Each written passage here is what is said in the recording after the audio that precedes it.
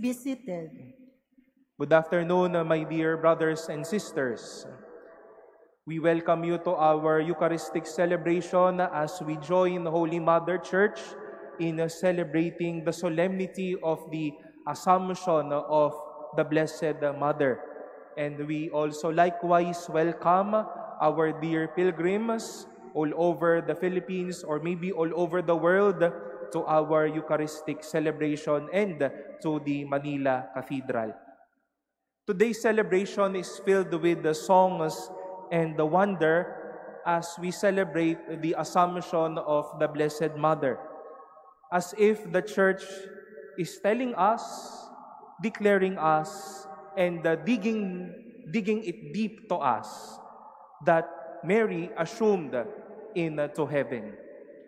Kaya nga po, may mga kanta o may kinakanta ang mga Assumptionista. No? In Latin, they chant the phrase, Maria Assumpta est. Mary is taken up to heaven.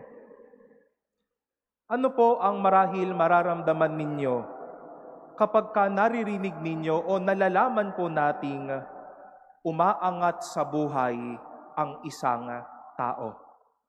Hindi po yung umaangat pati ang mga paano, ibang usapan na ho iyan, no?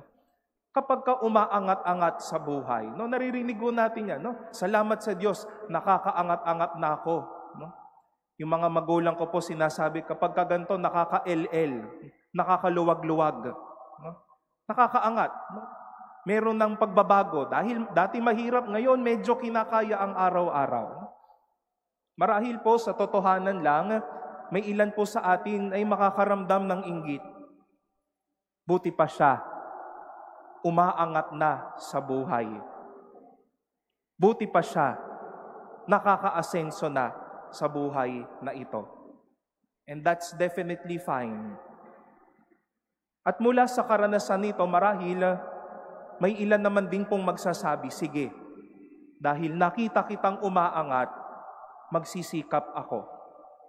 Dahil nakikita kong umaasenso ka din sa buhay na ito, ako din magbibigay ng oras para ako din ay umangat sa buhay na ito. Pero madami din po ang may ganitong karanasan. Nakitang umaangat, kaya ang sasabihin sa sarili, sige, ngayong umaakyat ka, samahan mo ko dito sa baba. Tinatawag nating crab mentality. Nakikitang umaangat gumagaling, umaasenso. Huwag ka man lamang, ako ang magbababa sa iyo. The Church declares with faith and conviction that Mary assumed into heaven. God took her not by her own powers, but because of God's goodness and Mary's heart, she was taken up to heaven.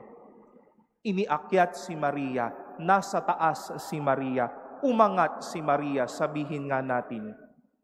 That is why in part of the declaration of the Church, she also wishes this one, that as she assumed into heaven, do your best, work hard, hope for the heaven she is now enjoying. Dahil iniakyat si Maria sa langit, ako din gagawa ng paraan para umangat din ako. Dahil umakyat ang ina sa langit, naroroon na sa piling ng Diyos at ng kanyang anak, gagawa ako ng magagandang bagay para makasama ko sila pagdating ng panahon.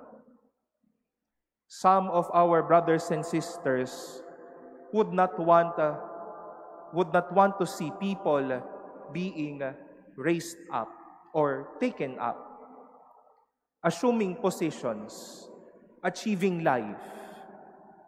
Allergic, masama ang tingin sa mga ganitong tao. Hahanapan ng lusot para yung mga umaangat bumaba din. At sasabihin nila ng sama-sama, walang aangat dito sa pamilyang to, lahat tayo bigo.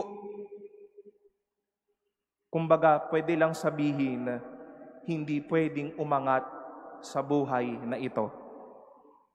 Bawal ang umangat, bawal ang umakyat. Lahat kayo, ibababa ko. But that's not the Blessed Mother. That is not the assumption of the Blessed Mother. For when Mary was taken up to heaven, when she assumed, we look up to her as our inspiration and hope. Dahil iniakyat si Mama Mary sa langit, pagbubutihin ko ang buhay. Gagawa ako ng tama at aasamin ko ang langit. My dear brothers and sisters, even it is not the solemnity of the Assumption of the Blessed Mother, the Church will keep on reminding us of this mystery. Mary was taken up to heaven. May isang taong hamak na naging lingkod na iniakyat ng Diyos sa langit. At wag po nating gawing laro ng crab mentality ang bagay na ito. Bagkus, pagbutihin, gawin at asamina ang kinaroroonan ngayon ni Maria, na sana ay paroonan natin at mapagsayahan natin.